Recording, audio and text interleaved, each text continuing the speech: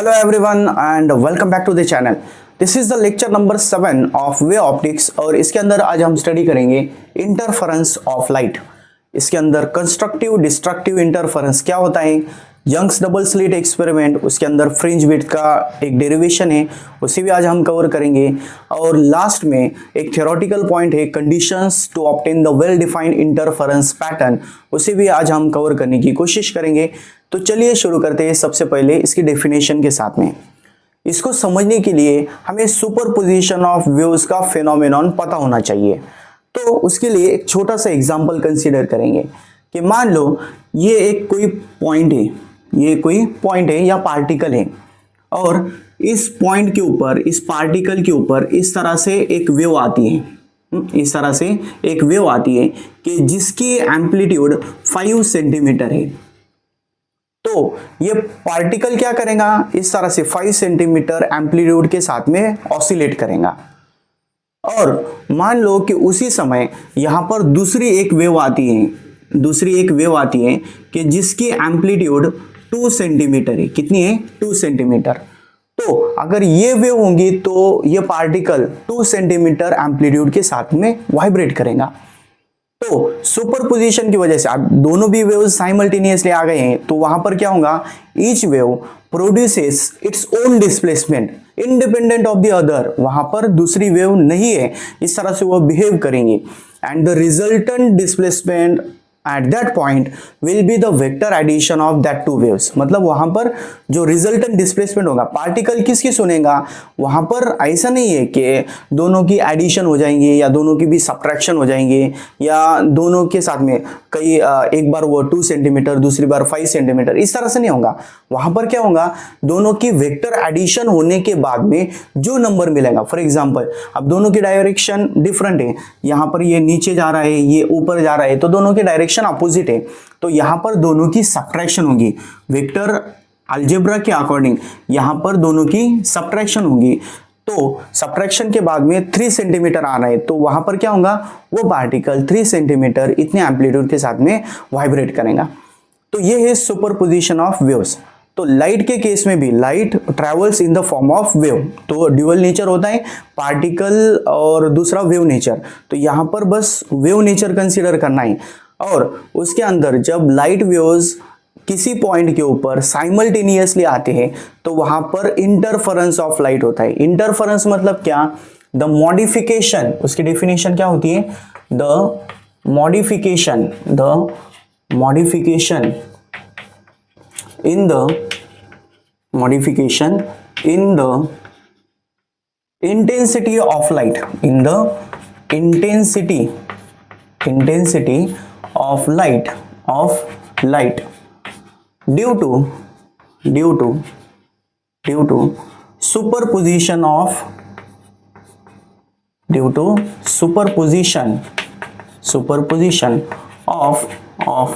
two or more light waves,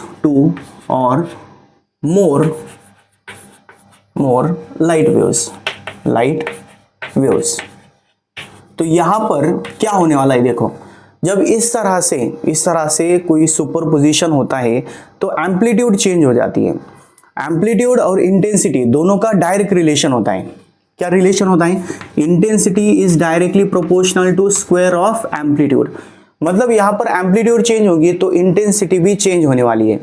तो light in the form of wave travel कर रही है, सुपरपोजिशन अगर होगा, दो वेव्स अगर इंटरफेयर करेंगे तो वहां पर भी क्या होने वाला है, there will be the modification in the intensity of light. Light की इंटेंसिटी में मॉडिफिकेशन मतलब चेंज होने वाला है। क्यों चेंज हो रहा है, क्योंकि वहां पर 2 या 2 से ज्यादा लाइट वेव्स साइमल्टेनियसली एक ही पॉइंट के ऊपर आ रहे हैं, तो उसकी वजह से एम्पलीट्यूड चेंज होगी और उसकी वजह से इंटेंसिटी ऑफ लाइट में चेंज होगा। तो वो होता है इंटरफेरेंस ऑफ लाइट। उसके अंदर 2 टाइप्स होती है इसके, एक होता है कंस्ट्रक्टिव, पहला कौन सा टाइप होगा, कंस्ट्रक्टिव, और दूसरा होता है डिस्ट्रक्टिव। दूसरा कौन सा टाइप है, डिस्ट्रक्टिव। अब दोनों का मीनिंग समझो।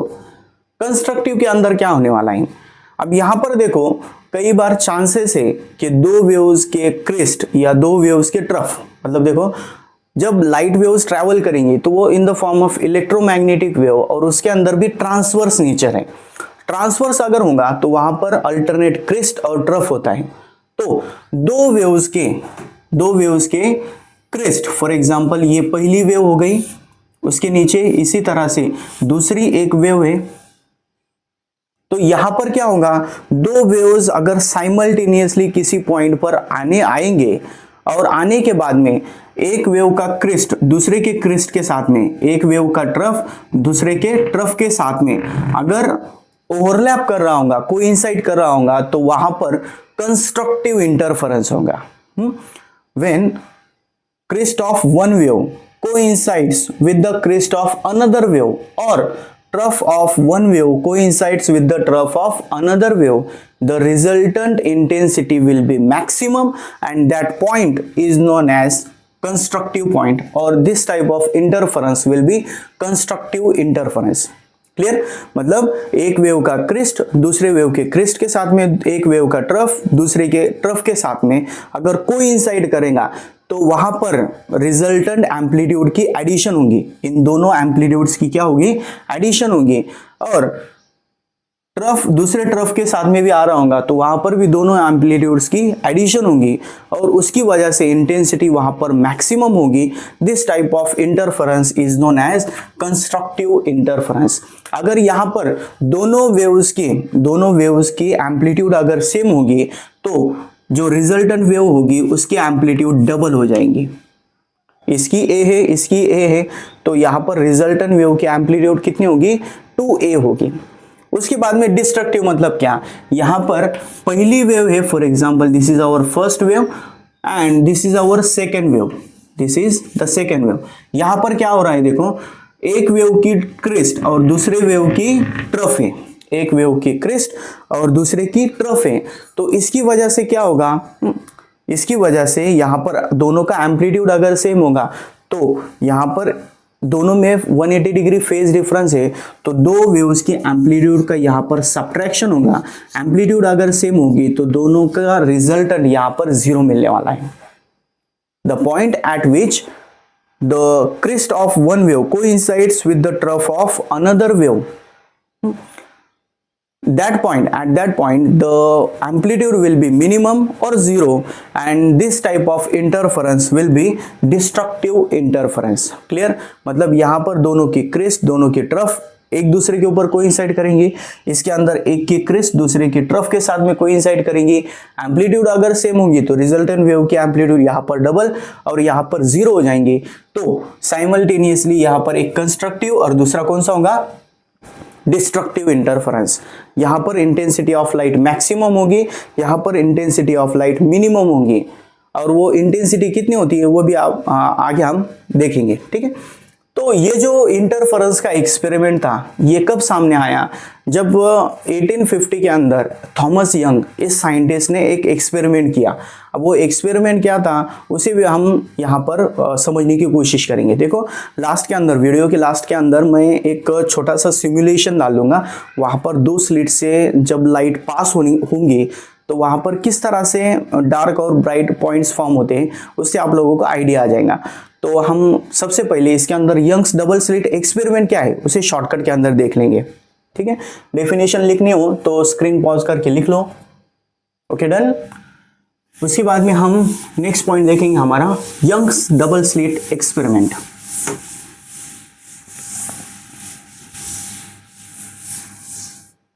Our next point is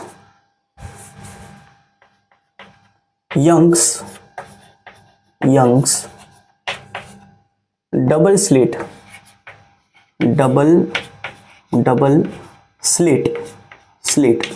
experiment। Young's double slit experiment theoretical point है, और इसके अंदर अगर सिमुलेशन आप देखोगे तो आप लोगों को एकदम क्लियर आइडिया आ जाएगा। थॉमस यंग ने क्या किया था, एक डार्क रूम के अंदर एक पिन होल, मतलब एक छोटा सा होल था, एक मतलब कोई पिन होगी या कोई सुई होंगी, उस सुई से अगर किसी पेज के ऊपर ऐसा एक हम होल ड्रॉ करते तो उतने होल से लाइट पास हो रही थी। ठीक है, तो वहां पर उसे एक डिफरेंट टाइप का पैटर्न दिखाई दिया, उसे उसने इंटरफेरेंस कहा। तो वो एग्जैक्टली इंटरफेरेंस क्या है वो हम अब स्टडी करेंगे। तो देखो सबसे पहले इसके लिए कोहेरेंट सोर्सेस चाहिए। क्या चाहिए? कोहेरेंट। कोहेरेंट मतलब सेम फ्रीक्वेंसी वाले सोर्सेस। ओके, तो ये जो कोहेरेंट सोर्सेस हैं इसको ऑब्टेन कैसा करना है, इसके ये एग्जैक्टली क्या होता है वो हम आगे देखेंगे। सबसे पहले हम यहाँ पर कोहेरेंट सोर्सेस मतलब सेम फ्रीक्वेंसी, इतना आप ध्यान में रखो बस। तो same frequency of light obtain करने के लिए एक ही सोर्स को दो डिफरेंट पार्ट्स में डिवाइड करना होगा। For example this is our source of light. अब इस सोर्स से जो लाइट निकलने वाली है वो ऑल डायरेक्शन के अंदर होगी, इस तरह से ऑल डायरेक्शन के अंदर होगी। और इसे अगर हम किसी कॉन्वेक्स लेंस के फोकस के ऊपर रखते हैं, मतलब ये सोर्स ऑफ लाइट कहाँ है? इस लेंस के फोकस के ऊपर है। तो इस फोकस के ऊपर रखेंगे तो जब लाइट रेज यहाँ पर इस कॉन्वेक्स लेंस के ऊपर पड़ेंगी, इस तरह से ऑल डायरेक्शन के अंदर ये स्प्रेड होंगी, तो इस कॉन्वेक्स लेंस से पास होने के बाद में ये रेज एक दूसरे को पैरेलल हो जाएंगी। रेज कैसे हो जाएंगी? एक दूसरे को पैरेलल, इस तरह से पैरेलल रेज हमें मिल जाएंगी। मतलब यहां पर कॉन्वेक्स लेंस रेज को पैरेलल करने के लिए, मतलब देखो इस केस के अंदर ये अगर point source of light consider करते हैं तो ये इसका जो वेव फ्रंट होगा वो स्फेरिकल होगा। बट अगर ये जो कॉन्वेक्स लेंस की बात की जो लाइट है उसका अगर हम वेव फ्रंट देखेंगे तो वो प्लेन होगा। ठीक है, तो ये प्लेन वेव फ्रंट जो लाइट का है ये हमें दो स्लिट में से पास करना है। स्लिट मतलब क्या? देखो सबसे पहले मैं इस तरह से कोई पेज अगर लेता हूँ और उसके ऊपर चाकू से ऐसा एक कट मार देता हूँ तो वो जो वैकेंट स्पेस होगी वो हो जाएंगी हमारी slit.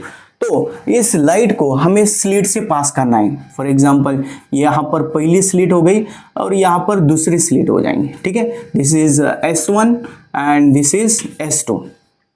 S1 and S2 are the two sources of light. ये क्या हो गया? आप टू सोर्सेस ऑफ लाइट। क्यों? क्योंकि हाइजन के प्रिंसिपल के according each point on a wave front acts as a secondary source of light. मतलब यहाँ पर ये पहला और ये दूसरा सोर्स ऑफ लाइट होगा क्योंकि ये एक टाइप का वेव फ्रंट है उसके सामने।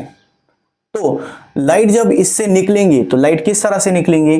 फॉर एग्जाम्पल यहाँ पर पहले हम क्रिस्ट ड्रॉ कर लेते हैं, मतलब light in the form of wave है, वेव के अंदर वो ट्रांसवर्स है, क्रिस्ट और ट्रफ इस तरह से जा रही है। तो यहाँ पर हम इस तरह से पहली वेव की क्रिस्ट हो गई, उसके बाद में ये सेकंड वेव की क्रिस्ट हो गई, उसके बाद में एक बीच में ट्रफ होगा, उसके बाद में फिर से क्या होगा? इस तरह से क्रिस्ट होगी। पहली वेव की क्रिस्ट हो गई, पहली वेव की इस तरह से ये क्रिस्ट होगी, उसके बाद में दूसरी वेव की ये क्रिस्ट होगी इस तरह से, उसके बाद में पहली वेव की फिर से एक क्रिस्ट होगी, उसके बाद में ये दूसरे सोर्स की क्रिस्ट होगी, उसके बाद में इसकी एक क्रिस्ट होगी और इस सोर्स की भी एक टाइप की क्रिस्ट होगी। इस तरह से अल्टरनेट दोनों सोर्सेस से क्रिस्ट निकलने वाली है। उसके बाद में हम ट्रफ दिखा देते हैं। पहली वेव की ट्रफ है, इस तरह से ये पहली वेव की ट्रफ हो गई, उसके बाद में पहले जो सोर्स है उसकी भी ये ट्रफ हो गई, दो क्रिस्ट के बीच में, इस तरह से दो क्रिस्ट के बीच में ट्रफ होगी। उसके बाद में यहाँ पर भी इस तरह से पहले सोर्स का क्रिस्ट, ये क्रिस्ट हो गया, उसके बाद में ये क्रिस्ट हो गया एक। ओके, इस तरह से देखो ये जो लाइट होगी, लाइट क्रिस्ट एंड ट्रफ इस वे के अंदर आगे बढ़ेंगी। तो यहाँ पर हम क्या देख सकते हैं कि एक वेव की क्रिस्ट, मतलब ये पहली वेव की क्रिस्ट है और ये दूसरी वेव की क्रिस्ट है, इस पॉइंट के ऊपर वो ओवरलैप कर रही है। उसके बाद में ये एक पॉइंट है, उसके बाद में ये एक पॉइंट है, ये एक पॉइंट है। अब देखो जब हम ऐसे पॉइंट्स को ज्वाइन करते हैं कि जिसके अंदर एक क्रिस्ट, एक वेव की एक सोर्स की क्रिस्ट दूसरे सोर्स के क्रिस्ट के साथ में ओवरलैप कर रही है, तो वहां पर कंस्ट्रक्टिव इंटरफेरेंस होगा। और अगर एक वेव की ट्रफ, फॉर एग्जांपल पहली वेव की ट्रफ है और वो सेकंड वेव के क्रिस्ट के साथ में, दो देखो मैं एक व्हाइट लाइन और दूसरी ये कौन सा कलर है, हल्का सा ऑरेंज जो कलर है, तो ये एक दूसरे के साथ में ओवरलैप करेंगे। तो कुछ डिस्टेंस के ऊपर, इस तरह से कुछ डिस्टेंस के ऊपर, फॉर एग्जांपल यहां से नियरली 1 मीटर, कम से कम कितना डिस्टेंस होना चाहिए, 1 मीटर। इस 1 मीटर डिस्टेंस के ऊपर एक स्क्रीन होगी। यहां पर क्या होगी, इस तरह से एक स्क्रीन होगी। तो इस स्क्रीन के ऊपर क्या देखेगा कि सबसे पहले दोनों के बीच में से जो पास होने वाली लाइन है, यहां से ये जो लाइन होगी, यहां पर एक ब्राइट पॉइंट होगा। मतलब ऐसा क्यों होगा, तो वो हम आगे देखेंगे। सबसे पहले देखो, यहां पर एक वेव की क्रेस्ट दूसरे की क्रेस्ट के साथ में ओवरलैप करनी चाहिए। ऐसा हम अगर ज्वाइन करते जाएंगे तो इस सेंट्रल पॉइंट के ऊपर, अगर यहां पर हम रेक्टेंगुलर शेप के अंदर एक यहां पर एक टाइप का स्लिट कंसीडर करते हैं। रेक्टेंगुलर शेप में अगर स्लिट होंगी तो यहां पर सेंटर में एक ब्राइट स्पॉट हमें दिखाई देगा। इस तरह से ब्राइट स्पॉट होगा। ब्राइट स्पॉट मतलब वो देखने में, अगर स्लिट रेक्टेंगुलर होंगी तो यहां पर एक रेक्टेंगुलर स्लिट या स्ट्रिप दिखाई देंगे। उसके बाद में इसके ऊपर यहां पर कुछ भी नहीं होगा, डार्कनेस होगा। वहां पर क्या होगा, डार्कनेस। मतलब क्या, यहां से क्या होने वाला है, एक वेव के क्रिस्ट दूसरे वेव के ट्रफ के साथ में अगर ओवरलैप करेंगे तो उन पॉइंट्स को अगर हम ज्वाइन करते हैं तो यहां पर एक हमें डार्क पॉइंट मिलेगा। डार्क कुछ नहीं है, वहां पर डार्कनेस है, वहां पर क्या है, अंधेरा है डायरेक्टली। तो वहां पर कोई भी लाइट गिरने वाली नहीं है, तो वो होगा डार्क पॉइंट। और सेंटर से यहां पर होगा ब्राइट पॉइंट। उसके बाद में यहां पर फिर से इसके नीचे भी एक डार्क पॉइंट होगा। उसके बाद में उसके ऊपर, डार्क पॉइंट के ऊपर एक ब्राइट पॉइंट होगा। इस तरह से एक ब्राइट पॉइंट, फिर से एक डार्क पॉइंट, फिर से एक ब्राइट पॉइंट, फिर से एक डार्क पॉइंट, फिर से एक ब्राइट पॉइंट। इस तरह से अल्टरनेट डार्क एंड ब्राइट, इस तरह से वहां पर स्ट्रिप्स दिखाई देंगे। अगर यहां पर स्लिट्स अगर सर्कुलर शेप में होंगे तो यहां पर भी सर्कल्स दिखाई देंगे। अगर वो रेक्टेंगुलर शेप में होंगे तो वहां पर भी रेक्टेंगल्स दिखाई देंगे। तो ये था Young's double slit experimental. Last के अंदर डायग्राम इतनी खास नहीं आई है। आगे मैं आप लोगों को लास्ट के अंदर, वीडियो के लास्ट के अंदर एक सिमुलेशन दिखाऊंगा। वो सिमुलेशन से आप लोगों को क्लियर हो जाएगा, मतलब वहां पर इंटरफेरेंस किस तरह से हो रहा है। ठीक है, उसके बाद में अब देखो, ये यहां पर ये जो इंटरफेरेंस पैटर्न फॉर्म हो गया है, तो यहां पर ब्राइट पॉइंट ये सेंटर से, तो कितने डिस्टेंस के बाद में यहां पर एक डार्क या ब्राइट पॉइंट होगा, तो उसका डिस्टेंस सेंटर से कितना होगा, कितने नंबर पेयर होगा वहां पर। उसके बाद में उस पॉइंट के ऊपर डार्क पॉइंट फॉर्म होना चाहिए या ब्राइट होना चाहिए। इन सभी का आंसर हमें एक डेरिवेशन से मिलता है। वो डेरिवेशन अब हम स्टडी करेंगे। मतलब इसके बाद में हमारा नेक्स्ट टॉपिक होगा फ्रिंज विड्थ। फ्रिंज विड्थ के लिए एक डेरिवेशन होगा। वो डेरिवेशन बहुत इंपॉर्टेंट होता है। बोर्ड एग्जाम्स के अंदर वो टॉपिक या क्वेश्चन डायरेक्टली 4 मार्क्स के लिए पूछा जाता है, इंपॉर्टेंट है। उसे हम आप यहां पर डिराइव करेंगे। तो हमारा नेक्स्ट टॉपिक होगा fringe width by using analytical treatment. यहां पर सिंपल मैं नाम लिख लेता हूं, फ्रिंज विड्थ। फ्रिंज विड्थ मतलब फ्रिंज विड्थ के अंदर करना क्या है हमें। फ्रिंज विड्थ मतलब क्या होगी, फ्रिंज विड्थ मतलब वहां पर जो अल्टरनेट डार्क और ब्राइट फ्रिंजेस फॉर्म हो गए, सॉरी जो स्ट्रिप्स फॉर्म हो गई है, तो वो जो स्ट्रिप होती है उसे फ्रिंज बोलते हैं। क्या बोलना है, उसे फ्रिंज बोलना है। सो वो जो फ्रिंज होगी उसकी विड्थ कितनी होंगी, वो कितने नंबर पर होंगे, कितने डिस्टेंस पर होंगे, वो हमें यहाँ पर in the form of formula derive करना है। ठीक है, तो सबसे पहले देखो डायग्राम से शुरू करते हैं हम। डायग्राम के अंदर हम 2 सोर्सेस कंसीडर करेंगे। There are 2 sources of light. For example this is S1, the first source या पहली स्लिट होगी ये। उसके बाद में यहाँ पर दूसरी स्लिट होगी या दूसरा सोर्स होगा। दोनों के बीच का जो डिस्टेंस है वो हमें D कंसीडर करना है। दोनों के बीच में डिस्टेंस कितना होगा, D। और यहाँ पर दोनों का जो सेंटर होगा वो होगा O। क्या सेंटर क्या होगा, O होगा। उसके बाद में अब यहां से कुछ डिस्टेंस पर एक स्क्रीन होगी। इस तरह से क्या होगी, एक स्क्रीन होगी। तो ये जो स्क्रीन है, फॉर एग्जांपल इसको मैं डायरेक्टली स्क्रीन ऐसा बता देता हूं। स्क्रीन कितने डिस्टेंस पर लेना है, ये जो स्लिट होंगी, स्लिट और स्क्रीन दोनों के बीच में यहाँ पर d इतना डिस्टेंस होगा। और ये डिस्टेंसेस कैसे है, capital D, that is distance between the slit and the screen is very very greater than the distance between slits। अब ये कितना डिस्टेंस होता है, अगर दो स्लिट्स के बीच में 1 mm डिस्टेंस होगा तो स्लिट और स्क्रीन के बीच में नियरली 100 सेंटीमीटर, कम से कम 100 सेंटीमीटर मतलब 1 मीटर डिस्टेंस होना चाहिए। तो इतना बड़ा यहाँ पर डिफरेंस होगा। उसके बाद में यहाँ पर हम क्या करेंगे, इस तरह से परपेंडिकुलर्स ड्रॉ करेंगे, यहाँ से स्क्रीन के ऊपर डायरेक्टली इस तरह से परपेंडिकुलर्स ड्रॉ करेंगे समझने के लिए, क्योंकि डेरिवेशन हमें आगे बढ़ाना है। डेरिवेशन कंप्लीट करने के लिए यहाँ पर हमें कुछ पॉइंट्स की जरूरत होगी। ओ के सामने जो पॉइंट होगा वो होगा ओ डैश, S1 के सामने जो होगा वो होगा S1 डैश, और S2 के सामने जो होगा वो होगा S2 डैश। ठीक है, उसके बाद में वेव्स पहले सोर्स या स्लिट से निकलेंगी लाइट और वो किसी पॉइंट के ऊपर जाएंगी, इस तरह से इस पॉइंट के ऊपर जाएंगी, यहाँ पर एक कोई पॉइंट है। उसके बाद में दूसरे सोर्स से निकलकर लाइट यहाँ पर उसी पॉइंट के ऊपर जाएंगी, तो ये जो दो लाइंस कैसी, देखो पहले यहाँ से यहाँ तक गई, दूसरी यहाँ से यहाँ तक गई। अगर मैं इन दोनों को मिला दूं तो वहां पर दोनों लाइंस के बीच में कुछ डिफरेंस होगा, वो होता है पाथ डिफरेंस। क्या होता है वो? Path difference. पाथ डिफरेंस मतलब क्या, इन दोनों लाइंस को मैं एक दूसरे पर रखूंगा तो ये जो दूसरी वेव होंगी वो दूसरी वेव इतना एक्स्ट्रा डिस्टेंस कवर करने वाली है। लाइट चली गई थी, एक बार मैं चेक कर लेता हूँ ये दिखाई दे रहा है या नहीं, जस्ट 1 मिनट। ओके, चल जाएगा। तो देखो अब यहाँ पर ये जो सोर्सेस से लाइट निकलने के बाद में इस तरह से ये इतना एक्स्ट्रा डिस्टेंस कवर होने वाला है। एक्स्ट्रा डिस्टेंस कितना है ये, इसे हम बोलेंगे डेल्टा एल। डेल्टा एल मतलब क्या है, यहाँ पर delta L is the path difference. क्या है वो? Path difference.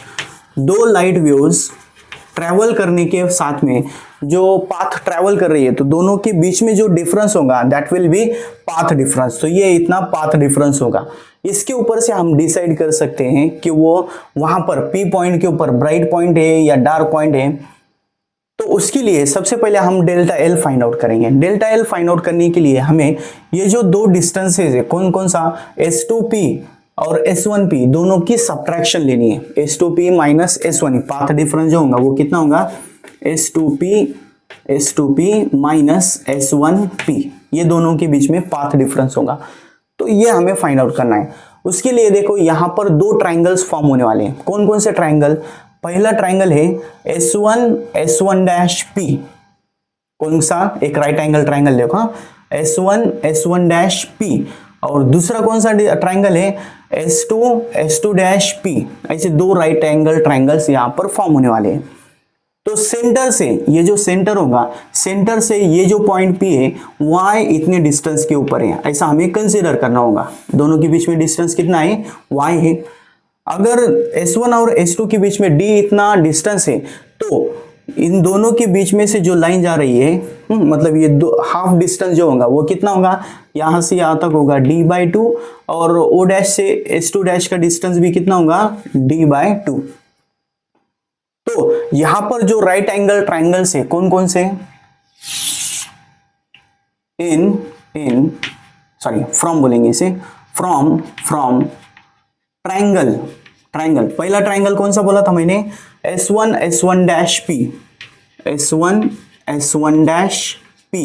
एंड दूसरा ट्राइंगल कौन सा है, एंड ट्राइंगल दूसरा कौन सा है, S2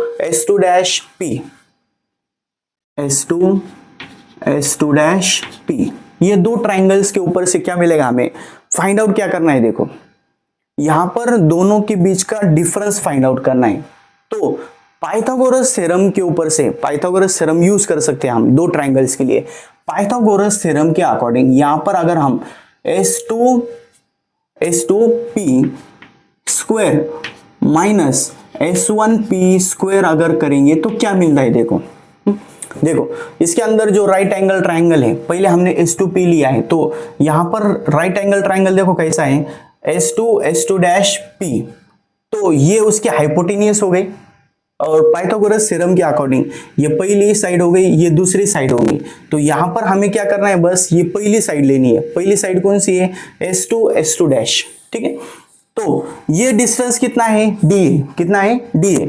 तो यहां पर D का क्या करना होगा, स्क्वायर करना होगा, D स्क्वायर।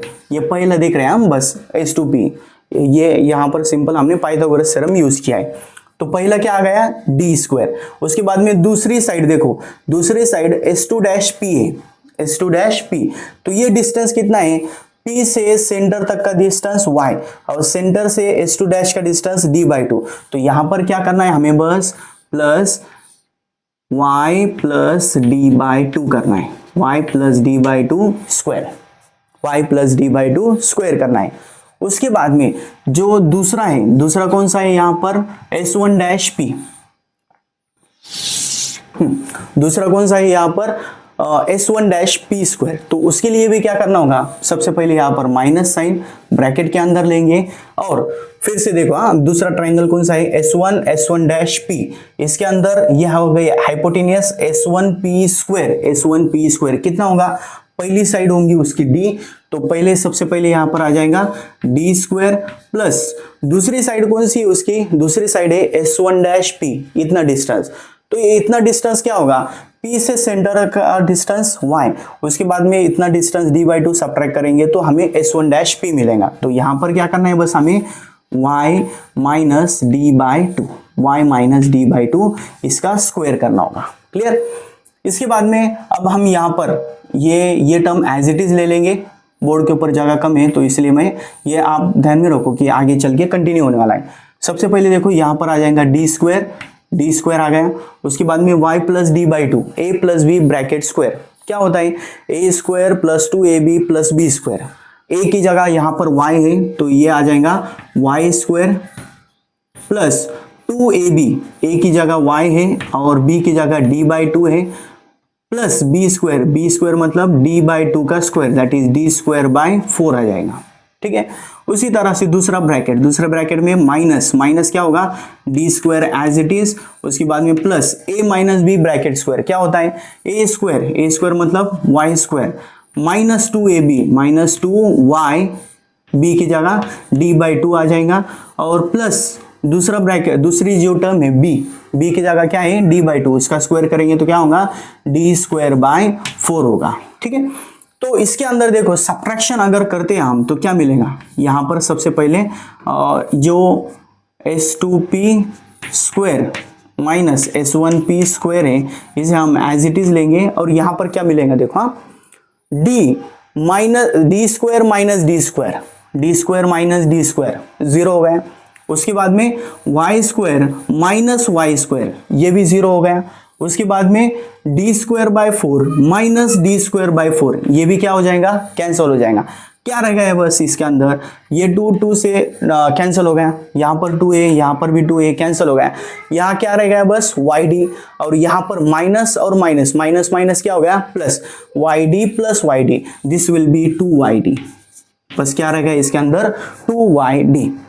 इसके बाद में फिर से देखो यहां पर a square minus b square का फॉर्मूला हम यूज कर सकते हैं। क्या फॉर्मूला होता है, a square minus b square, इसका क्या फॉर्मूला होता है, a minus b into a plus b, ये फॉर्मूला हम यहां पर यूज कर सकते हैं।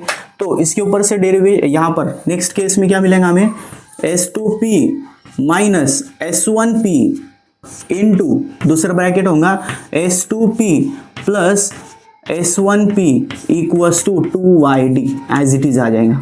उसके बाद में हमें ये फाइंड आउट करना है तो ये टर्म उधर डिवाइड को भेज देंगे, और यहाँ पर हमें इक्वेशन क्या मिलेंगी, S2P minus S1P is equals to यहाँ पर 2yd एज इट इज, और divided by S2P plus S1P, ये आ गया। अब देखो हमने यहां पर क्या केस बताई थी, शुरुआत में क्या कहा था मैंने, d is very very greater than small d, मतलब डिस्टेंस यहां पर बहुत ज्यादा है। तो ये S1P और ये S2P, इसकी नियरली वैल्यू हम d ले सकते हैं, मतलब ये हम जो स्मॉल d है इसे इग्नोर कर सकते हैं डायरेक्टली। तो यहां पर हमें क्या करना होगा, बस ये S1P और S2P as capital D is very very greater than small D, S1P होगा या S2P होगा, दोनों भी नियरली इक्वल होंगे और दोनों की नियरली वैल्यू हम कैपिटल डी ले सकते हैं, that is distance between the slit and the screen, ये ले सकते हैं। मतलब यहाँ पर D और यहाँ पर भी D प्लस डी कितना हो गया 2D, तो ऊपर का 2 और नीचे का 2 क्या हो गया कैंसिल। सो S2P माइनस S1P क्या है वो पाथ डिफरेंस, तो डेल्टा L कितना आ जाएगा, डेल्टा L विल बी, ऊपर का 2 और नीचे का 2 भी कैंसिल हो गए, ये क्या रह जाएंगे बस YD upon D capital D, this will be the path difference. यहां पर बस हमने क्या किया है, बस पाथ डिफरेंस फाइंड आउट किया है, डेरिवेशन अभी आगे बाकी है। इतना पॉइंट समझ लो पहले क्या क्या किया है।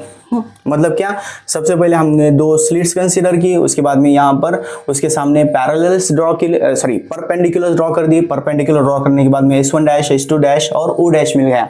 उसके बाद में सेंटर से y इतने डिस्टेंस के ऊपर एक पॉइंट P कंसीडर किया, अब हमें S1P minus S2P minus S1P करना था, मतलब वहां पर पाथ डिफरेंस फाइंड आउट करना था। उसके लिए हमने 2 ट्रायंगल्स कंसीडर किए, दोनों का स्क्वायर करके सब्ट्रैक्शन कर ली, पाइथागोरस थ्योरम यूज करना है।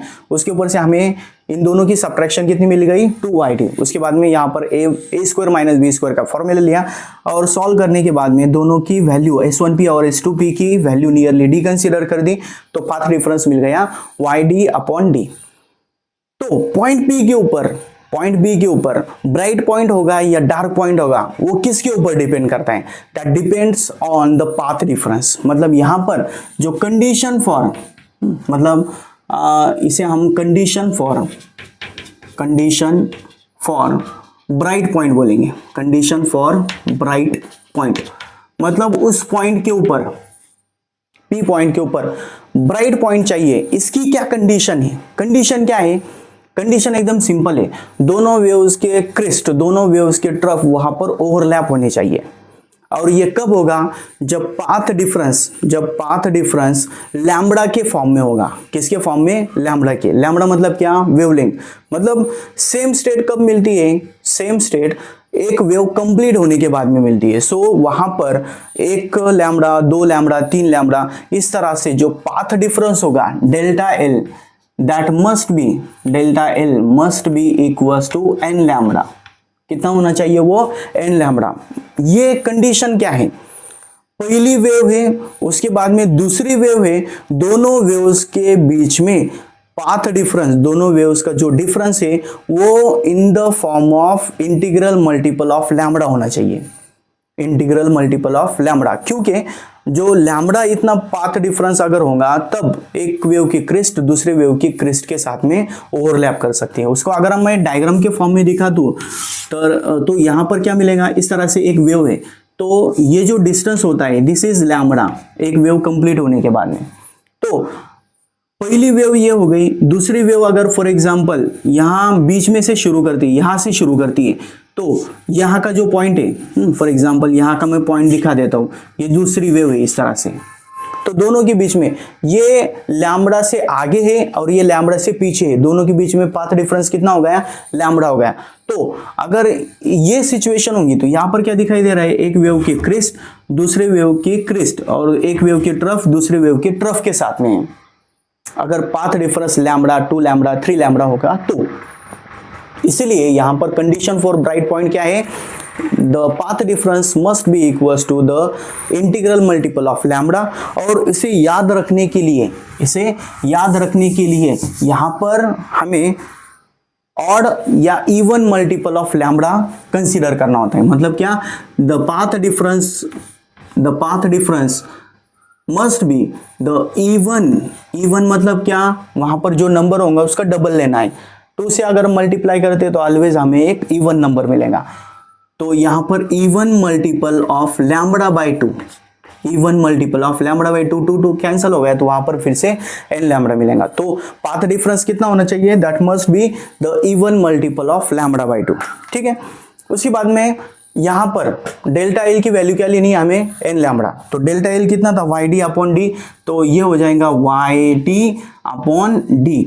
और nth नंबर मतलब यहां पर हमें कितने नंबर पर, सेंटर से यहां पर अल्टरनेट ब्राइट डार्क ऐसे पॉइंट मिल रहे हैं, तो कितने नंबर का है, कितने नंबर का है वो नंबर भी कंसीडर करना होता है। तो बस यहाँ पर y की जगह क्या लेंगे हम, yn will be the distance of nth bright point from the center, distance of nth bright point from the centre होगा। ठीक है, तो ये कितना होगा, that must be equals to n lambda, किसकी इक्वल होना चाहिए, n लैम्बडा के। तो यहाँ पर yn का फॉर्मूला क्या मिल जाएगा, yn will be n lambda, ये d डिवाइड को दा इधर आने के बाद में मल्टीप्लाई, ये मल्टीप्लाई को दा इधर आने के बाद में डिवाइड हो जाएगा। So this is the formula for distance of nth bright point from centre, nth bright point from centre से nth नंबर का 5, 10, 15, 20 कितना भी नंबर हो सकता है, nth नंबर का जो ब्राइट पॉइंट होगा उसका डिस्टेंस सेंटर से कितना होगा, उसके लिए फॉर्मूला।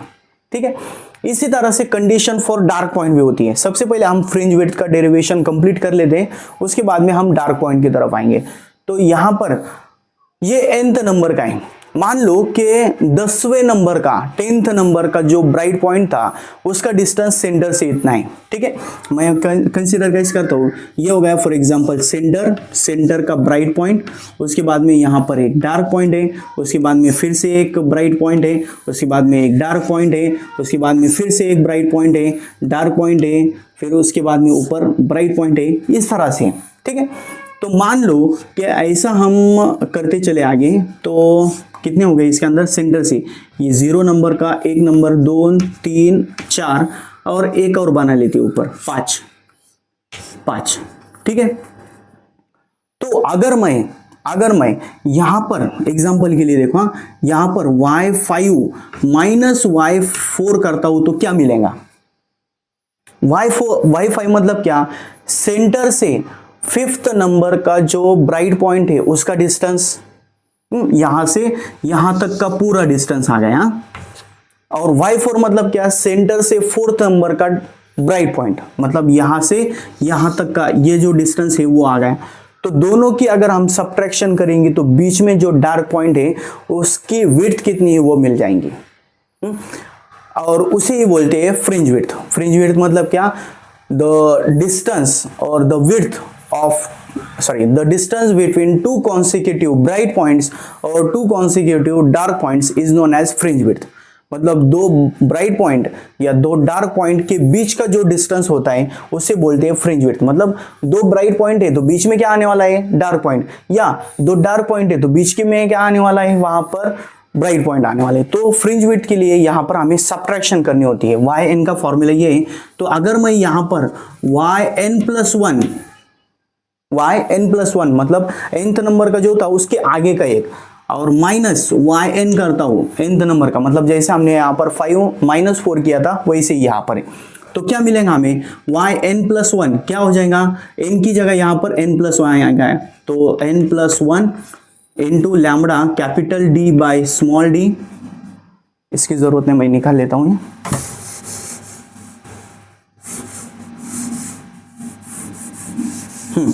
और दूसरा n lambda d by D, minus क्या हो जाएगा, minus n lambda d upon d। तो n+1 यहां पर दोनों की सब्ट्रैक्शन करेंगे तो क्या मिलेगा हमें, w फ्रिंज विड्थ।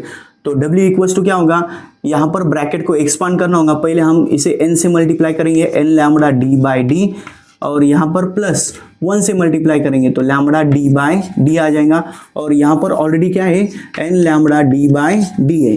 तो यहाँ पर n, ये पॉजिटिव और ये निगेटिव कैंसल हो गया। तो फ्रिंज विड्थ का फॉर्मूला क्या मिलेगा, fringe width w will be equals to lambda d upon d। तो ये जो डेरिवेशन है, ये होता है फ्रिंज विड्थ के लिए। किसके लिए होता है ये, फ्रिंज विड्थ के लिए। अब देखो यहां पर जैसे हमने ब्राइट पॉइंट के लिए कंडीशन ली थी, किसके लिए थी, ब्राइट पॉइंट की, उसी तरह से डार्क पॉइंट के लिए भी होती है कंडीशन फॉर डार्क पॉइंट। यहां पर जगह कम है तो मैं कंजस्टेड कर रहा हूं इस तरह से, कंडीशन फॉर डार्क पॉइंट। अब डार्क पॉइंट के लिए क्या करना है, डार्क पॉइंट के लिए जो पाथ डिफरेंस है that is delta L, delta L must be the odd multiple of lambda by to. क्या होना चाहिए? वो odd multiple of lambda by to.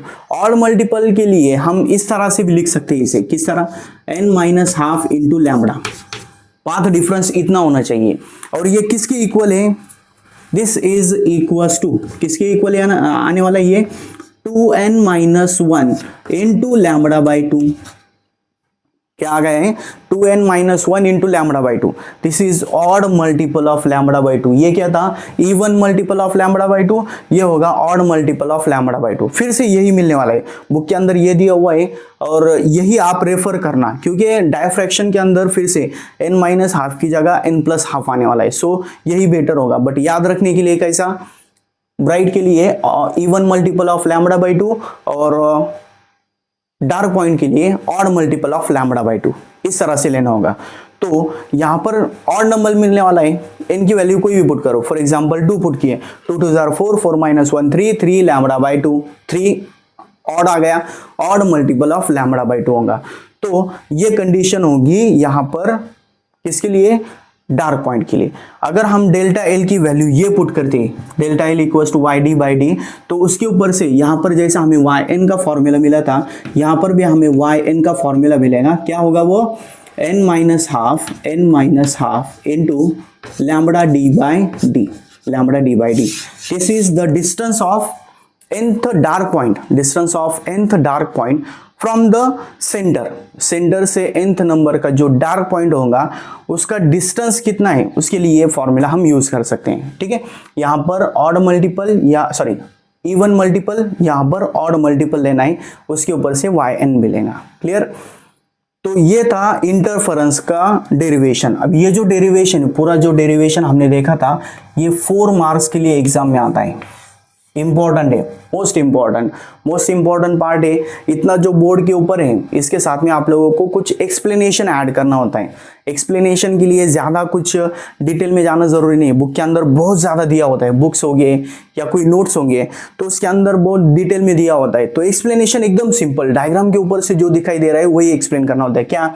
Consider two sources of light S1 and S2 separated by a distance small d. The distance between the slit and the screen is a capital D. Let O dash be the center of the screen. Then the distance of P from the center is Y. इस तरह से जो दिखाई दे रहा है उसे बस explain करना है, उसे बस वर्ड्स के अंदर कन्वर्ट करना है। क्लियर? तो होप आप लोगों की ये डेरिवेशन अच्छी तरह से समझ आ गया होगा। कुछ डाउट्स होंगे तो आप मुझे कमेंट्स के अंदर जरूर बताना। अब देखो इसके बाद में पाथ डिफरेंस का भी होता है, पाथ डिफरेंस होता है, एंगुलर सेपरेशन होता है, उसके सभी के जो फॉर्मूलेज है, फॉर्मूलेज के लिए मैं एक सेपरेट वीडियो बना दूंगा।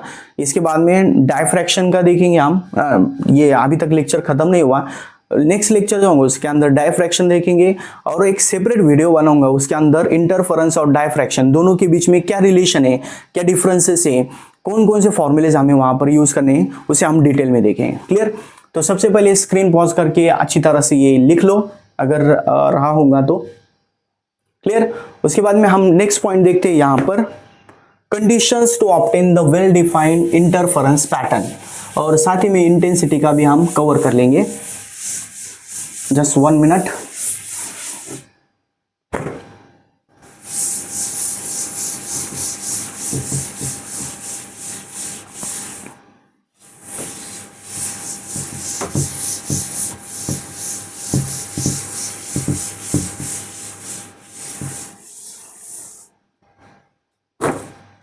नेक्स्ट पॉइंट देखेंगे हम, 1 मिनट अच्छी तरह से साफ कर लेता हूं।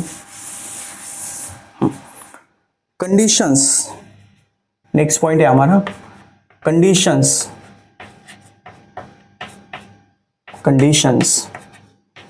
टू ऑब्टेन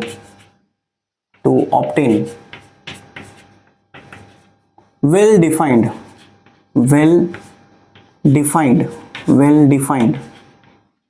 इंटरफेरेंस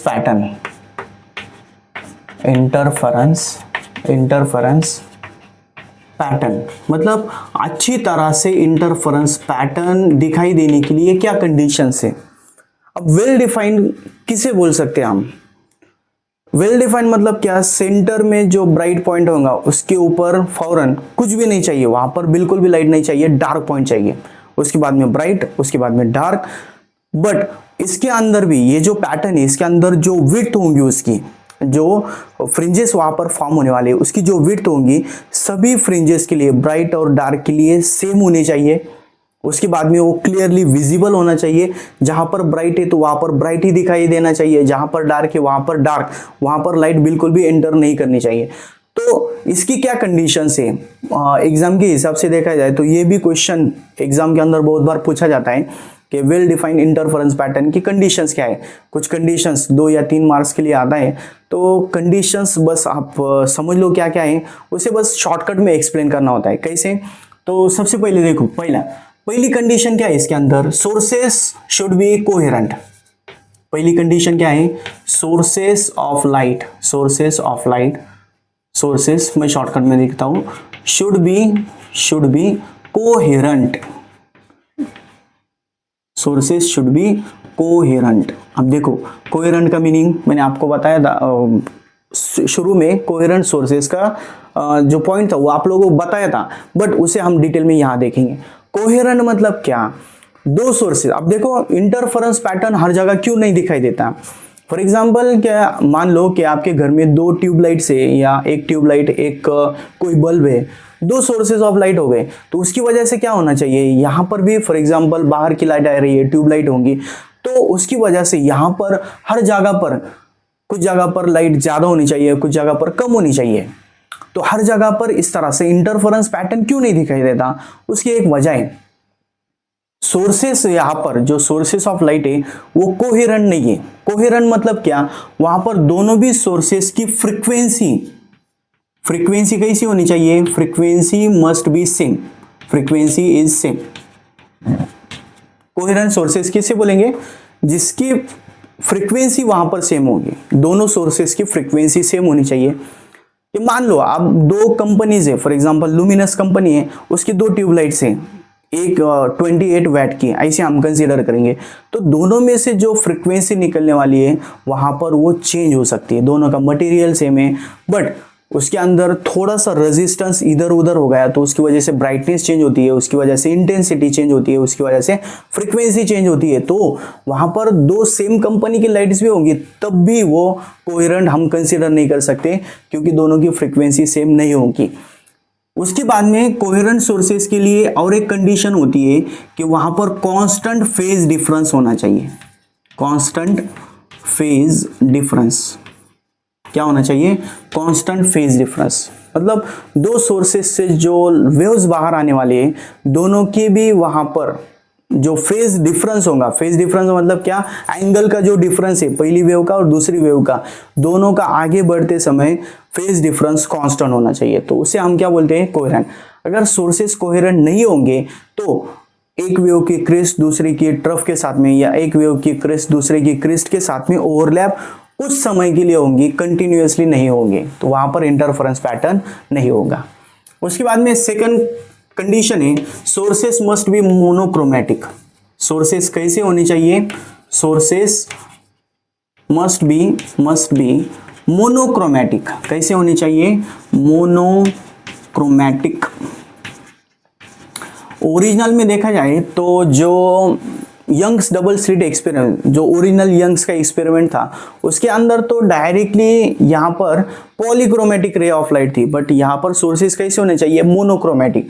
मोनो मतलब single, chroma means colour, single colour मतलब यहाँ पर सबकी वेवलेंथ कैसी होनी चाहिए, सेम वेवलेंथ होना चाहिए। अब वेवलेंथ सेम नहीं होंगी तो क्या होगा, अब हमने डिस्टेंस ऑफ nth ब्राइट या डार्क पॉइंट देखा था, उसका formula n lambda d by D, ये देखा था।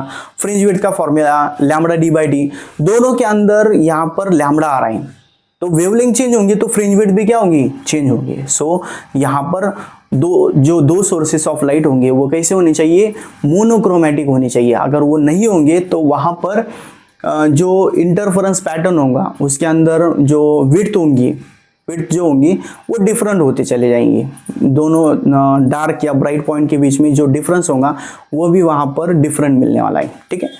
उसके बाद में थर्ड कंडीशन है, एम्पलीट्यूड मस्ट बी सेम।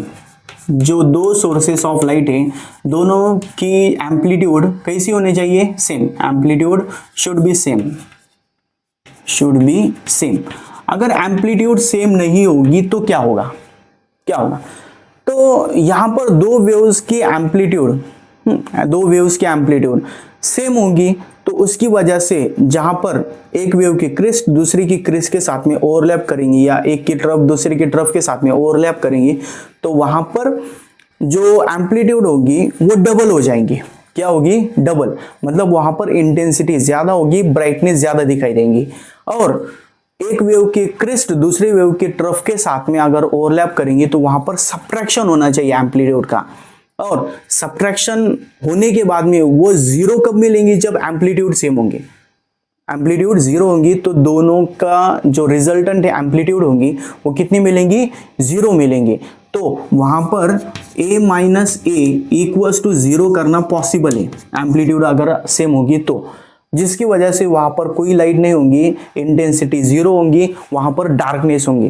तो परफेक्ट डार्क पॉइंट के लिए एम्पलीट्यूड वहां पर सेम होनी चाहिए। अगर ये डिफरेंट होगी, एक की 2a है दूसरे की a है, तो दोनों की सब्ट्रैक्शन होकर यहाँ पर a मिलेगा, मतलब वहां पर डार्क पॉइंट परफेक्टली नहीं मिलेगा।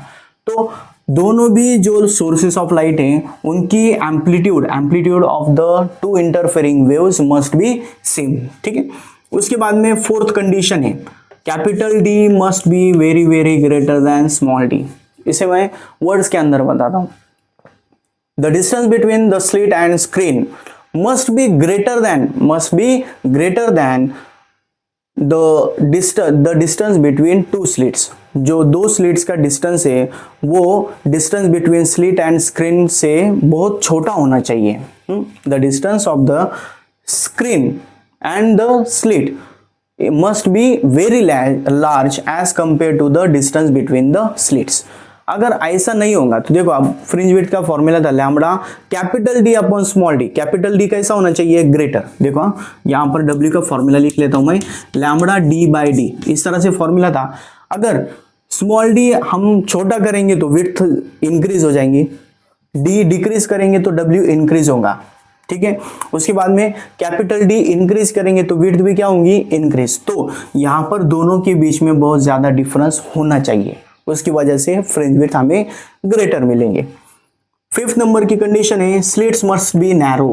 Slits must be narrow. Slits कैसी होनी चाहिए, नैरो होनी चाहिए। अब नैरो क्यों, यहां पर फिर से वो कंडीशन आ जाती है। नैरो अगर होंगी तो डिस्टेंस, मतलब वहां पर एग्जैक्टली क्या होने वाला है, एक सोर्स से जो वेव आ रही है दूसरे सोर्स की वेव के साथ में इंटरफेयर होनी चाहिए। बट अगर वहां पर स्लिट विड्थ इंक्रीज करेंगे तो उसमें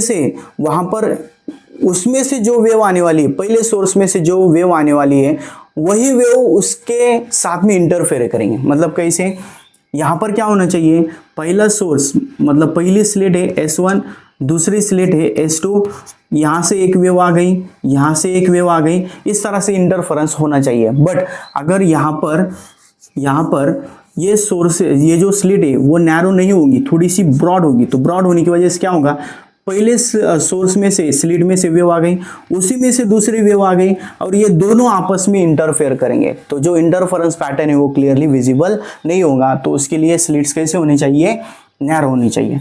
और लास्ट कंडीशन है the two interfering waves must be in same state of polarization. Same state of polarization. अब ये जो पॉइंट है इसे ज्यादा एक्सप्लेन करने की जरूरत नहीं है।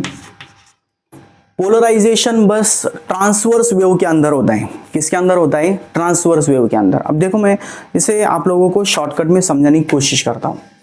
फॉर एग्जांपल जो हमने लास्ट पोलराइजेशन का पॉइंट देखा था उसके अंदर जो लाइट वेव होंगी उसके अंदर इलेक्ट्रिक फील्ड और मैग्नेटिक फील्ड दोनों भी होती है। मैग्नेटिक फील्ड निकाल लो, इलेक्ट्रिक फील्ड होगी, electric field direction of propagation को इस तरह से परपेंडिकुलर है, ये एक डायरेक्शन हो गई। ओके, अब इलेक्ट्रिक फील्ड बस इस तरह से परपेंडिकुलर नहीं, इस तरह से भी हो सकती है, इस तरह से भी हो सकती है, इस तरह से भी हो सकती है, तो वहां पर इनफाइनाइट वेज है।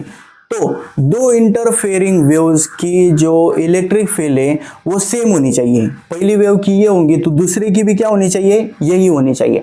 अगर ऐसा नहीं होगा तो उसकी वजह से जो इंटेंसिटी है, इंटेंसिटी ऑफ लाइट, वो डिस्टर्ब हो जाएंगे।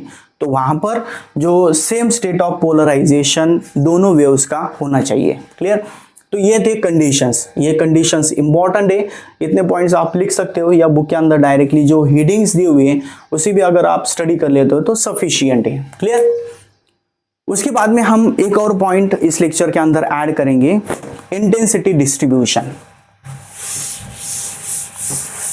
इंटेंसिटी डिस्ट्रीब्यूशन मतलब वहां पर हमने देखा है कि इंटरफेरेंस ऑफ लाइट मतलब क्या, there is modification in the intensity of light. Modification कितना होगा, रिजल्टेंट वेव की इंटेंसिटी कितनी होगी, उसके लिए यहाँ पर एक पॉइंट दिया हुआ है, थोड़ा सा कंफ्यूजिंग पॉइंट है, थोड़ा सा कंफ्यूजिंग पॉइंट है। वहां पर हमें सुपरपोजिशन ऑफ वेव्स के अंदर जो डेरिवेशन देखा है उसका रेफरेंस यूज करना होगा, उसके बाद में हम उसे इजीली समझ सकते हैं। मतलब देखो हाँ, सबसे पहले मैं यहाँ पर एक हेडिंग लिख लेता हूँ, इंटेंसिटी डिस्ट्रीब्यूशन।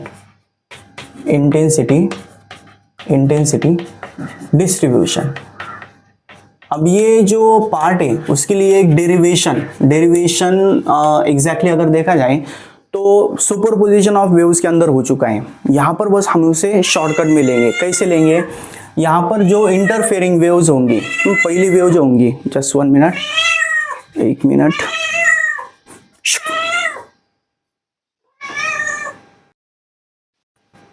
थोड़ा सा डिस्टर्बेंस था, चलो शुरू करते हैं फिर से।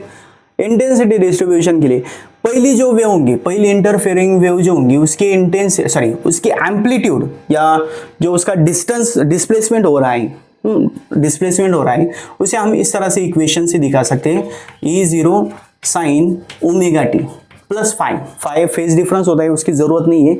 दूसरी वेव के लिए हम फाई कंसीडर करेंगे, दूसरी वेव का जो डिस्प्लेसमेंट होगा वो होगा E0 sin omega T plus phi. तो यहाँ पर दोनों की एम्पलीट्यूड सेम कंसीडर किया हमने, इलेक्ट्रिक फील्ड है इसलिए ई से दिखा रही है, ठीक है। उसके बाद में जो रिजल्टेंट वेव होगी, रिजल्टेंट वेव की जो एम्पलीट्यूड रिजल्टेंट वेव का जो डिस्प्लेसमेंट होगा that will be addition of both the displacement. दोनों की यहाँ पर एडिशन करनी है, दोनों की एडिशन करेंगे तो ये दोनों के अंदर E0 कॉमन है, वो साइड में आ जाएगा, E0 साइड में आ गया। उसके बाद में यहाँ पर sine A plus sine B इसका फॉर्मूला, या मैथमेटिक्स के अंदर हम उसे C और D से दिखाते हैं। कौन सा फॉर्मूला, डायरेक्टली मैं यहाँ पर ऐड करता हूँ, sine C plus sine D, इसका फॉर्मूला क्या होता है, 2 sine C plus D by 2 into cos C minus D by 2, ये उसका फॉर्मूला होता है। C और D की जगह ओमेगा टी और D की जगह ओमेगा टी प्लस 5 है। उसके बाद में यहाँ पर देयरफॉर E इक्वल्स टू कितना होगा, मैं शॉर्टकट में दिख रहा हूँ क्योंकि ये जो डेरिवेशन है ये बहुत ज़्यादा लेंथी होता है। सुपरपोजिशन ऑफ वेव्स के अंदर एक छोटा सा पॉइंट दिया हुआ है, वहां से आप क्लियर कर सकते हो। यहाँ पर बस हम शॉर्टकट में देख रहे हैं क्या, 2 यहाँ का जो था वो आ गया, दोनों के अंदर E0 कॉमन है उसे साइड में ले लिए। उसके बाद में sine C plus D by 2, sine C plus D दोनों की addition omega T plus omega T 2 omega T और plus 5 divided by 2 C plus D by 2 into cos C minus D by 2, मतलब दोनों की सब्ट्रैक्शन करेंगे, cos C minus D by 2, cos C minus D करेंगे तो omega T plus 5 minus omega T minus omega T निकल गया। यहाँ पर क्या रहेगा, बस 5 और डिवाइड का 2 आ जाएगा। यहाँ पर अगर हम सिक्वेंशियली जाते हैं तो माइनस आ जाएगा, cos of minus theta cos theta होता है प्लस कॉस थीटा, तो वो छोड़ देंगे आप। तो ये जो टर्म है इसका यहाँ पर कोई रोल नहीं है। यहाँ पर जो रिजल्टेंट वेव की एम्पलीट्यूड होगी, रिजल्टेंट वेव की एम्पलीट्यूड की जगह यहाँ पर ये 2E0 आ जाएगा, 2E0 और दूसरी टर्म होगी cos 5 बाई 2, ये होगी रिजल्टेंट वेव की एम्पलीट्यूड। और रिजल्टेंट वेव की एम्पलीट्यूड से हम इंटेंसिटी निकाल सकते हैं। इंटेंसिटी क्या होती है, intensity is directly proportional to square of amplitude होता है। मतलब रिजल्टेंट वेव की जो इंटेंसिटी होगी वो कितनी होगी, इसका हमें स्क्वायर करना होगा। 2 का स्क्वायर करेंगे तो कितना मिलेगा, 4। उसके बाद में E0 square into cos square 5 by 2 आ जाएगा। और यहाँ पर जो E0 स्क्वायर है, E0 मतलब क्या, E0 is the amplitude of interfering wave, मतलब जो ओरिजिनल वेव होंगी उसकी एम्पलीट्यूड है, उसका स्क्वायर क्या होगा, ओरिजिनल वेव्स जो थी उनकी इंटेंसिटी, मतलब E0 is proportional to I0, original wave की इंटेंसिटी। देयरफॉर रिजल्टेंट वेव की इंटेंसिटी कितनी होगी, 4I0 into cos square 5/2। Book के अंदर डायरेक्टली ये फॉर्मूला दिया हुआ है, कैसे आया है उसे मैंने आप लोगों को शॉर्टकट में एक्सप्लेन किया है, ठीक है। अगर डिटेल में जाना होगा तो सुपरपोजिशन ऑफ वेव्स के अंदर एम्पलीट्यूड ऑफ रिजल्टेंट वेव, इस टॉपिक को आप अच्छी तरह से पढ़ सकते हो, वहां से आप लोगों को क्लैरिटी मिल जाएगी, ठीक है। लिखना हो तो स्क्रीन पॉज करके लिख लो। तो आज के लेक्चर के लिए बस इतना ही। आज बहुत सारे टॉपिक्स हमने कवर किए हैं। अगर कोई डाउट होगा तो मुझे कमेंट्स के अंदर पूछ सकते हो। जो मैं इस तरह की वीडियोस बना रहा हूँ उसके अंदर आप लोगों को कोई सजेशन देना हो, इसके अंदर कुछ इम्प्रूवमेंट्स के पॉइंट होंगे तो आप मुझे डेफिनेटली कमेंट्स के अंदर बता सकते हो, मैं उसके अंदर इम्प्रूवमेंट कर लूँगा। तो मिलते हैं नेक्स्ट वीडियो में, तब तक के लिए पढ़ाई करते रहिए। Thank you so much.